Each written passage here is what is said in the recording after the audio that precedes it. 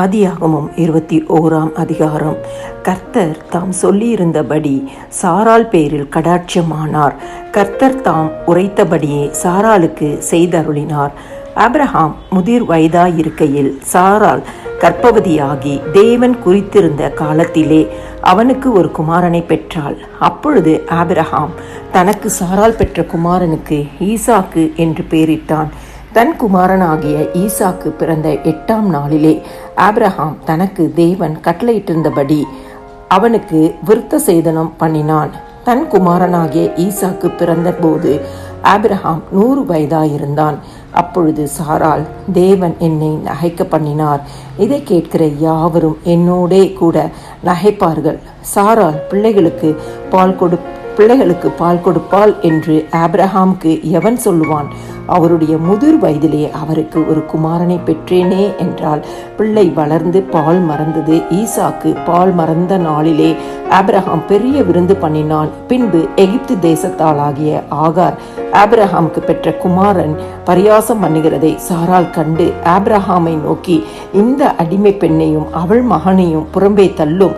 இந்த அடிமை பெண்ணின் மகன் என் குமாரனாகிய ஈசாக்கோடே சுதந்திரவாளியாய் இருப்பது இல்லை என்றாள்.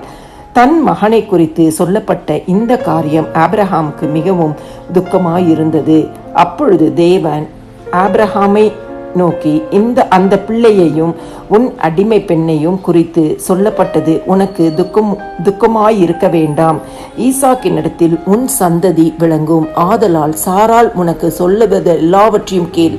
அடிமை பெண்ணின் மகனும் உன் வித்தாயிருக்கிறபடியால் அவனையும் ஒரு ஜாதியாக்குவேன் என்றார். ஆபிரகாம் அதிகாலையில் எழுந்து அப்பத்தையும் ஒரு துருத்தி தண்ணீரையும் எடுத்து ஆகாருடைய தோளின் மேல் வைத்து பிள்ளையையும் ஒப்பு கொடுத்து அவளை அனுப்பிவிட்டான். அவள் புறப்பட்டு போய் பெயர்சபாவின் வனாந்திரத்திலே அலைந்து திரிந்தாள். துருத்தியில் இருந்த தண்ணீர் செலவழிந்த பின்பு அவள் பிள்ளையை ஒரு செடியின் கீழே விட்டு, பிள்ளை சாகிறதை நான் பார்க்க மாட்டேன் என்று எதிராக அம்பு பாயும் தூரத்திலே போய் உட்கார்ந்து சத்தமிட்டு அழுதாள்.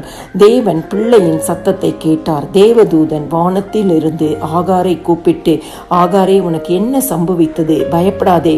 பிள்ளை இருக்கும் இடத்திலே தேவன் அவன் சத்தத்தை கேட்டார். நீ எழுந்து பிள்ளையை எடுத்து அவனை உன் கையினால் பிடித்து கொண்டு போ. அவனை பெரிய ஜாதி ஆக்குவேன் என்றார்.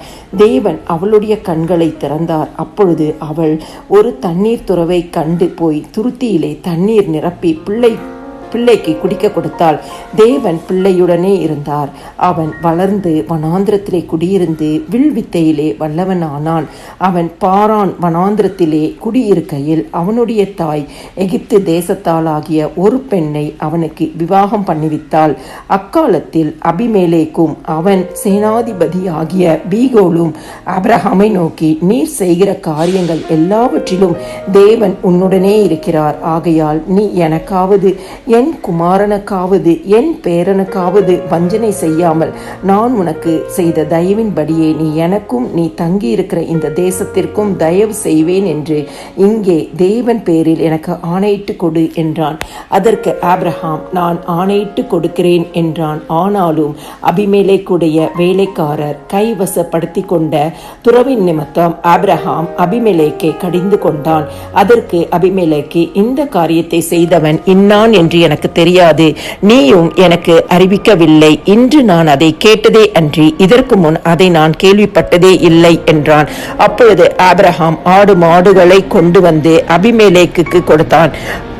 அவர்கள் இருவரும் உடன்படிக்கை பண்ணி கொண்டார்கள். ஆபிரகாம் 7 பெண்ணாட்டு குட்டிகளை தனியே நிறுத்தினான். அப்பொழுது அபிமெலேக்கு ஆபிரகாமை நோக்கி, நீ தனியே நிறுத்தின இந்த 7 பெண் ஆட்டுக்குட்டிகள் என்னத்திற்கு என்று கேட்டான். அதற்கு அவன், நான் இந்த துறவு தோண்டினதை குறித்து நீர் சாட்சியாக இந்த 7 பெண்ணாட்டுக்குட்டிகளை என் கையில் வாங்கி கொள்ள வேண்டும் என்றான். அவர்கள் இருவரும் அவ்விடத்தில் ஆணையிட்டு கொண்டபடியால் அந்த இடம் பெயர்சபா எனப்பட்டது. அவர்கள் பெயர்சபாவிலே உடன்படிக்கை பண்ணி கொண்ட பின் அபிமெலேக்கும் அவன் சேனாதிபதியாகிய பீகோலும் எழுந்து பெலிஸ்தருடைய தேசத்திற்கு திரும்பி போனார்கள். ஆபிரகாம் பெயர்சபாவிலே ஒரு தோப்பை உண்டாக்கி சதா காலமும் உள்ள சதா காலமும் உள்ள தேவனாகிய கர்த்தருடைய நாமத்தை அவ்விடத்தில் தொழுது கொண்டான்.